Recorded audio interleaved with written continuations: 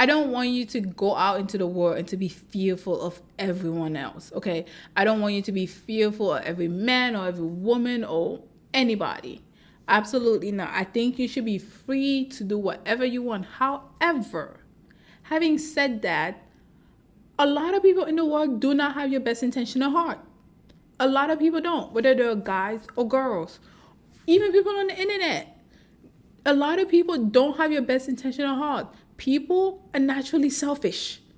This is regardless of gender. This is regardless of race. This is regardless of cultural background or whatever. People are naturally selfish. They want what is best for them, including some people who will consider themselves people pleasers. Hello and welcome to Kitchen Table Advice. My name is Paula and I am the host of this podcast. This podcast is a place where you can ask for any advice you want. It can be relationship, both platonic or romantic, career advice, or life advice. I wanted to create a space where people could ask questions without fear of rejection. I can't guarantee it will be good advice, but I can guarantee there will be no shame on my end. Your name will be anonymous and your identity will always be kept a secret. This is not professional advice, and I am not a licensed therapist or psychologist, and you are under no obligation to take this advice. Just think of this as advice you would get from a close friend on a kitchen table. So, let's begin. Hello, my wonderful gems. How are you? I hope you guys are doing. I hope you're doing amazing. And if you're a returning gem, welcome back. If you're new here, hello. Test out the vibe. If you like what you see, make sure you subscribe and give this video a like. And as usual, we just dive into the first story of the episode. So the title of the first story is, how do I get used to the idea of moving out of my parents' home? So let's dive in. I'm a 21-year-old woman who is about to graduate college. Parentheses, I'm currently in my last week of school, and my post-college plans are pretty up in the air because my family, parentheses, parents and younger brother, are aiming to move back to where we used to live after summer. My original plan was to just move back with them and ideally live in the same city as them, probably living at home with them until I secure a job and then move out once I've saved enough. The problem now is that it's entirely possible I could wind up with a job in my current city. And if I can get a job here, then moving away right away feels like a bad idea.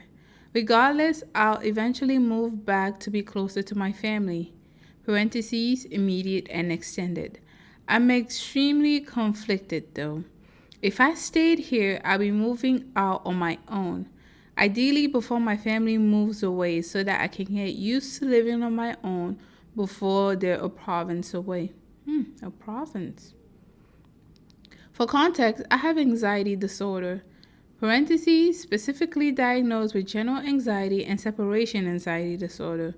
But I'm certain I have OCD that went undiagnosed due to me not understanding what my OCD symptoms were, not just a part of my other anxiety disorder. I was also in therapy in the 8th grade, then the 10th grade, then last year and a half, though I've had to stop again now due to no longer being on my parents' insurance, as I'm just about to graduate and will no longer be a student. I've gotten a lot better.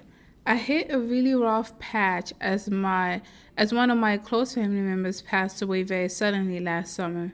That made my separation anxiety a lot worse, but I'm doing much better now. My point here is that I've had a hard time being away from my parents for long periods of time. I worry about them a lot, and I'm convinced something bad will/has happened to them. I know rationally they are no more or less likely to be harmed whether I'm here or not, but at least if I'm near them, I'll know. I know I'm an adult, and I know I would have to adjust to living away from them. Parentheses, one thing I know about myself is that I'm very adaptable when I'm forced to be. And beyond my irrational fears, I do have 2 fears that I think are realistic. 1, I'm afraid of losing time with them. My parents aren't old. They had me relatively young, both under 30, and so they're still very much adults right now and not elderly. But I know I don't have forever with them, and And even just living apart in the same city, I would see them less, let alone if I lived in a completely different province. So I feel like I'm losing on time that I will regret not spending with them one day. And two, my pets. My family has two cats and two dogs. One of the cats we have had nearly one of the cats we've had for nearly 10 years. I spend as much time as possible with my pets, especially my older cat, and I have no idea how much time I have left with him. So I'm afraid of moving away and not being there in his final days and not getting to spend time with him. My mom is this person, and I would never ask to take him with me when I move out. The cat who was supposed to move out with me when I moved out, parentheses, because I was his person and he followed me around everywhere, passed away unexpectedly of a genetic heart condition about 4 years ago. So I don't even have any pets to take with me. I'm conflicted because I'm an adult. I would love to have my own space. I would love to decorate, and the thought of having a whole apartment to decorate to my liking sounds incredible, but I'm so afraid of being apart from my parents. I'm so afraid of losing time with my pets. The sooner I make peace with the idea of moving out, the better off I'll be, but I don't know how to do it. My parents told me I can live with them for as long as I wanted/need, but I know they want to live in a small place. And if they don't have to worry about space for me, it will be easier on them. Is there anything I can do? Is there any advice to help me adjust to the idea? I just don't know what to do, and the closer I get to it being a reality, the scarier it gets. Wow, that was really long. We're going to be back with our advice after this break. We are back. We are back. We are back. We are back. We are back. I mean, um, already judging from the post, it seems as though you know what to do. You know exactly what you need to do. And I understand your fears about moving away from your parents. You like being around them. You feel as though you don't have enough time to spend with them. But this is difficult. This is difficult, right? Because you love your parents, and of course, you value all the time you have to spend with them, but you also don't want life to pass you by because you're scared. And your fear is very valid. Like, fear of losing a loved one and you not ever being able to see them again. I get it, it's very valid. However, that's how do I say this? However, that's the reality of everyone on this planet. One day, we're all going to pass on, and all of us are going to pass on. It's not something we actively think about because, it brings in a lot of emotions. But it is the one thing that is guaranteed on this earth. Everyone is going to die. And as harsh as I'm saying that, I'm not saying that to discourage you to be scared of it, but I'm saying that this really to encourage you and for you to go out there and live your life. I understand the fear of anxiety and not being around your parents and really treasuring every single time you have with them. However, it's also very important for you to go out and live your life in your 20s. As I've always said on this podcast, your 20s are your years of exploration. This is the time when you go out and you explore in the world, whether you're a guy or a girl. This is the time for you to go out, find out what you like, find out what you don't like. And it may be harder on you if you have anxiety, fear of separation, and OCD. I completely get that. But don't let this time in your life pass you by. Can you do it in your 30s? Possibly. There's just something about exploring the world and treating the world as your oyster or your playground in your 20s that is just like ideal, I would say. But yeah, I mean, I understand how it might be difficult for you to travel back and forth from home, but try to plan it out. Maybe see your parents once a month or twice a month, or take them out, or whenever you travel back home. Like, you can take your parents out on a date, okay? Every family is different. Don't listen to people out here. If you need to take your parents out on a date, whenever you visit them and you just spend all your time with them, and for you to regress back into a little kid and then baby you, that's completely fine, as long as you're explaining it to your parents. It seems as though your parents are really open and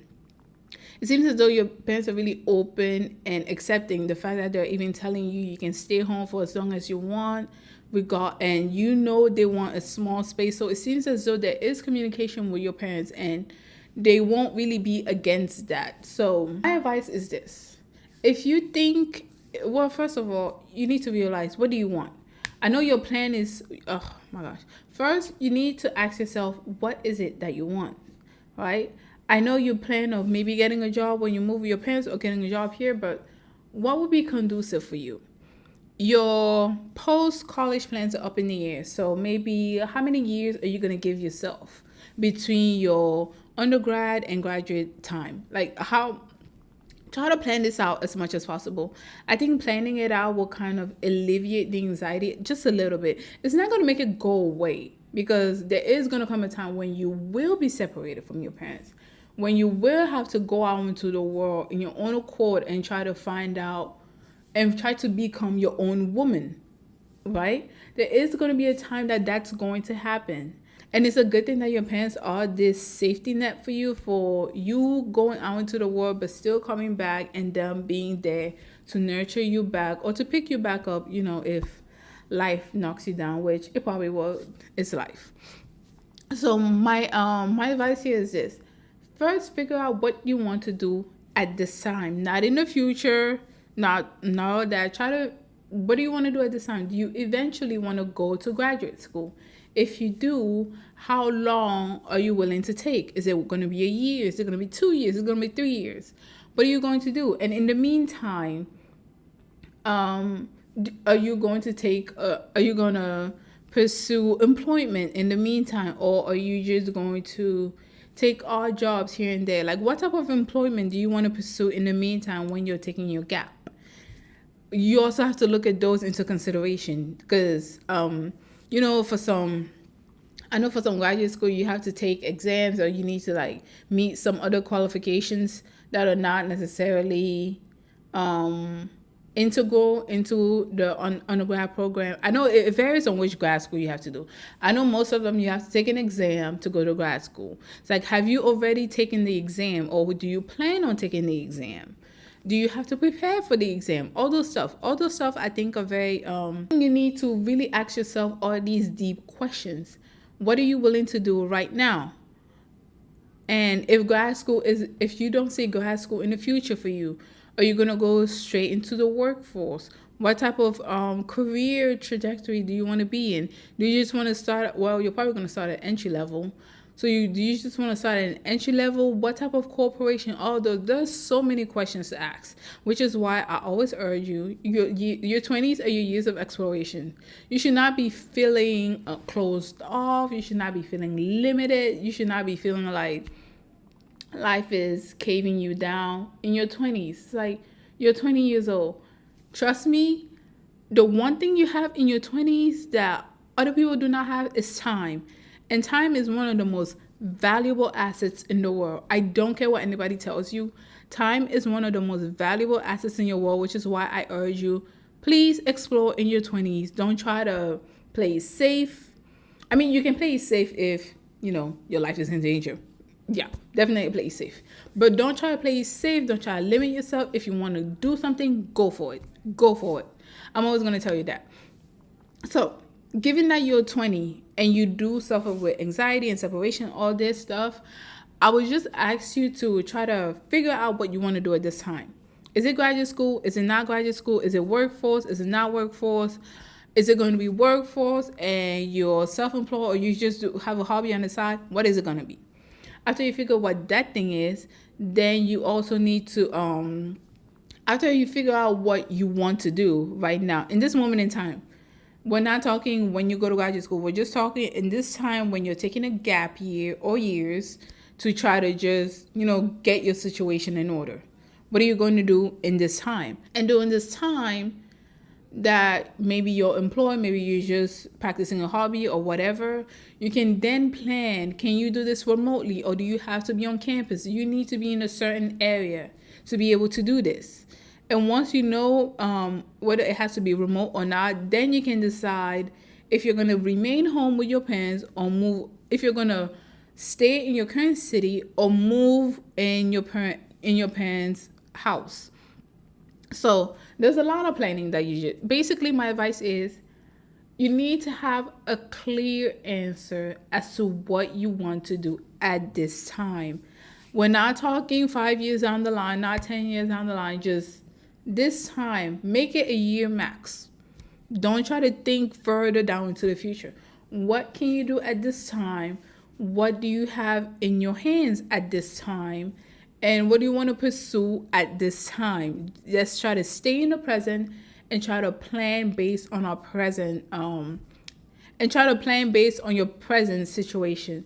Because when you start looking into the future, that's when things get all mumbled and jumbled, and it's just, if you're in a similar situation, I would just tell you to focus on your present situation, focus on what you can do right now, and try to figure out what it is that you want to accomplish in a year from now. And then after you've written that down, try to figure out ways to go about it. But yeah, I would never tell you guys to get limited in your 20s. And I understand the separation anxiety, but as you know, over time, you're just gonna have to. You need to figure out what type of woman you want to be in the world. And unfortunately, it's not as as you grow up, you realize it's not as innate as some people try to make it be.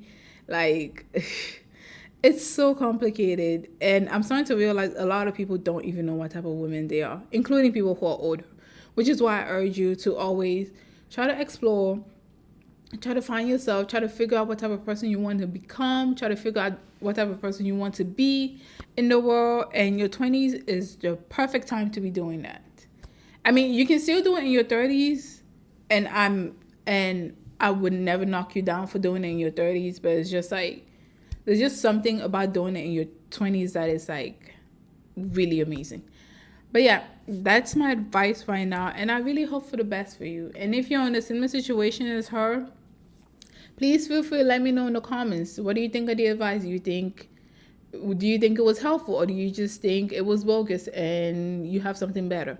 If you have something better, please let me know in the comments. If you like what you hear, then also feel free to share that in the comments. But yeah, that is it for our first story. Now we're going to move to the second story of the episode. All right, we are back with the second story, and the title is I hope my initial reaction is wrong, but the title is Not Sure If My Ex Is Stalking Me or I'm Just Overthinking It. Oh my goodness. All right. I am a 22-year-old woman, and I'm writing regarding my ex-boyfriend, a 20-year-old man, with whom I broke up with in August of 2022 after a long string of me setting boundaries with him. After a long string of me setting boundaries and him completely unable to respect them. Parentheses, a pattern which he continued to repeat even after we had separated. That is a character flaw. Thank goodness you dodged that bullet. Let's hope you dodged it. A few weeks ago, I had to call him to ask about something, intending it to just be a short span of contact regarding this particular thing. But I think he took this as a sign to completely open up contact again. He was messaging me every day for about a week after I called him, and I was answering when I could, but eventually I was just like, this is ridiculous, and I'm busy. And so I stopped responding so much. And within the same day, like 4 hours later, he messaged me again, and then again, saying something about how he doesn't want to, quote unquote, go through this cycle of being ignored again. Excuse me? And just really playing the victim. I called him out and basically said,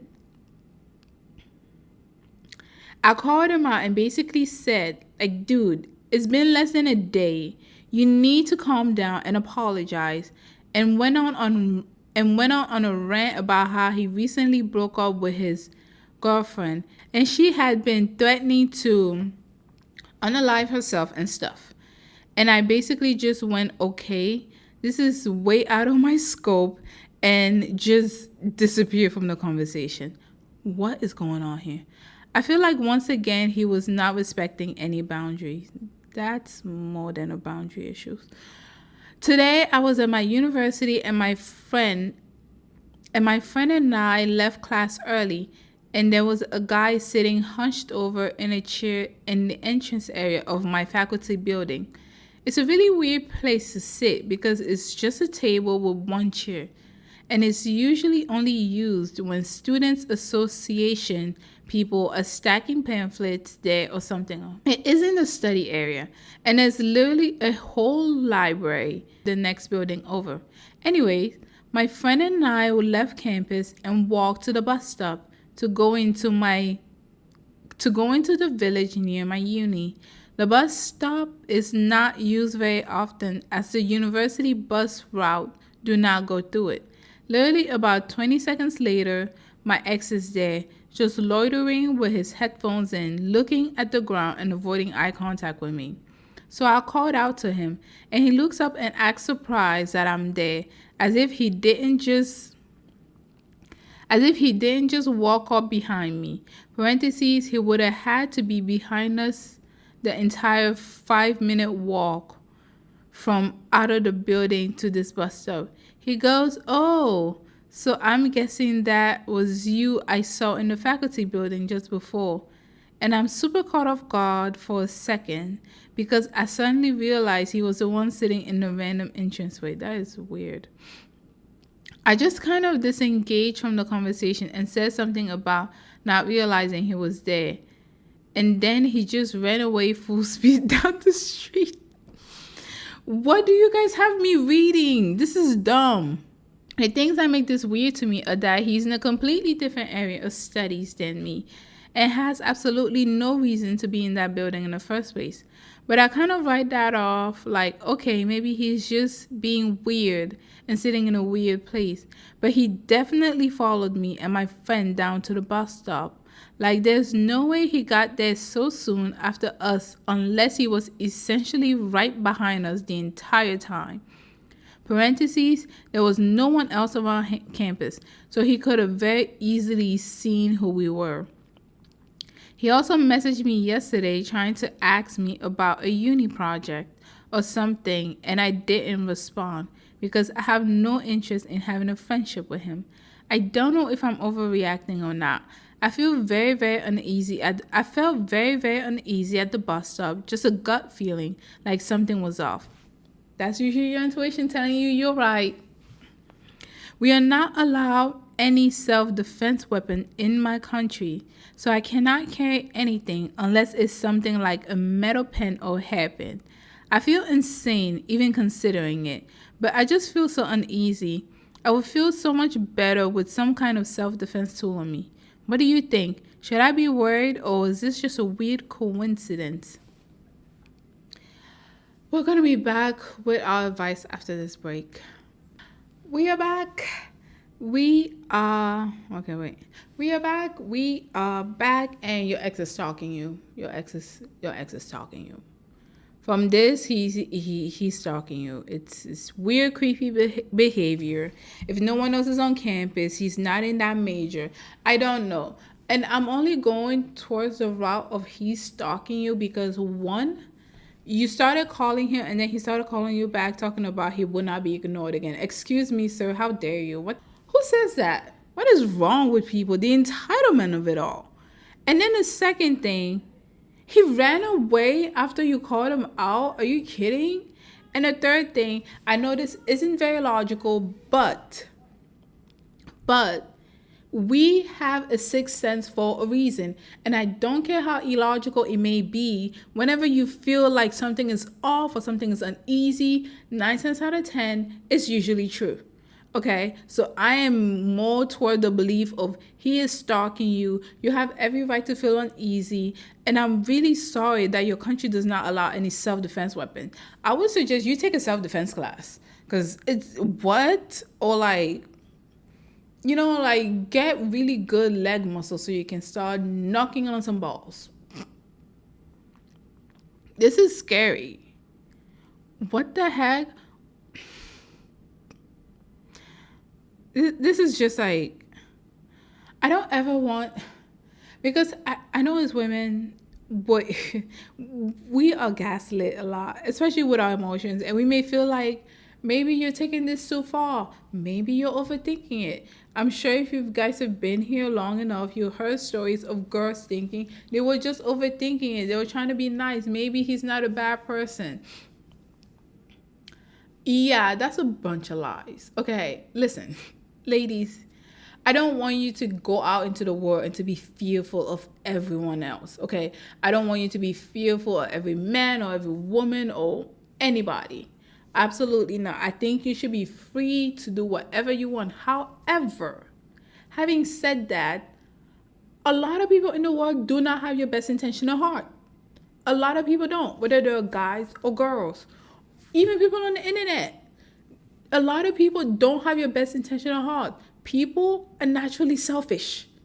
This is regardless of gender. This is regardless of race. This is regardless of cultural background or whatever. People are naturally selfish. They want what is best for them, including some people who will consider themselves people pleasers. I really don't want to get into that because that's so complicated, but there is something that the people pleasing person is getting from that relationship. We the people who are not people pleasers may not really see what they're getting, but they're getting some type of a thing. People are selfish. They don't have your best interest at heart. There's some people who are going to have your best interest at heart, yes, but 9 times out of 10, and I used to say only your family will have your best interest at heart, but it's like even family members are ready to throw you down. To be quite honest, I don't want you to go out there and shield yourself from the world, because I am against building a wall around yourself, because I think it not only prevent people, bad people from reaching into you and attacking you, but also prevents the good people from reaching in and attacking you, and from reaching in and connecting with you. It does prevent that. So I'm not saying go out with a full armor and guard up. However, you need to be vigilant as a girl.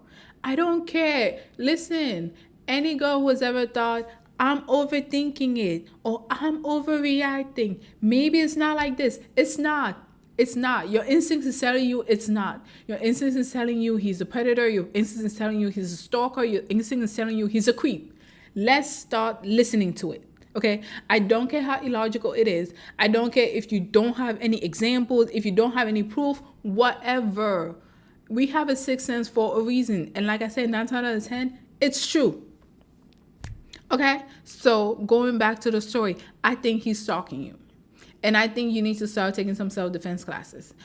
Unfortunately, your country does not allow any self-defense weapons. So even though I'm all for defending yourself, but I'm against breaking the law, okay? It's really unfortunate that your country just has no complete disregard for the safety of some people in under the jurisdiction. Is so disheartening. But I think you need to do what you can. And right now, unfortunately, you can't carry any self-defense weapon. So I'm not going to urge you to break the law. Please don't break the law. If you can't carry any self-defense weapon, can you take some self-defense classes or something? Because even if you don't have to use it, it is going to give you a sense of ease, a sense of calm, a sense of tranquility that if something were to happen, we're not saying something is going to happen, but if it were to happen, it's better for you to be ready than for you to not be ready. Okay? So if you can, I will urge you, please take some self-defense classes, and don't be afraid to threaten your boyfriend with it, your ex with it. Don't be afraid to threaten your ex with it. This is completely disgusting behavior. And another thing that is pushing me toward this whole he's probably stalking you thing is because you stated that you set boundaries with him before, but he completely ignored them. He has no respect and completely disregards you, who you are as a person, what you are willing to take into your life right now. It's like There's a complete lack of respect and disregard of who you are and how you want to communicate with him. It's just entitlement at this point. Please go to your self-defense classes, and if anything, it's going to give you a sense of ease. That's really my only advice here. And I really want to urge any girl, this may not be necessarily what's happening to you, but whenever you have that feeling of maybe it's not how I see it, it is. 9 times out of 10, it is. 9 times out of 10, people are out for themselves. They're not out for you. And sometimes, I'm not saying everyone is going to hurt you, but sometimes some people are willing to hurt you to get what they want. Unfortunately, that's the truth of life. Let's not be blinded by that because of whatever. Yes, we should still trust other people. Yes, we should still be open with boundaries.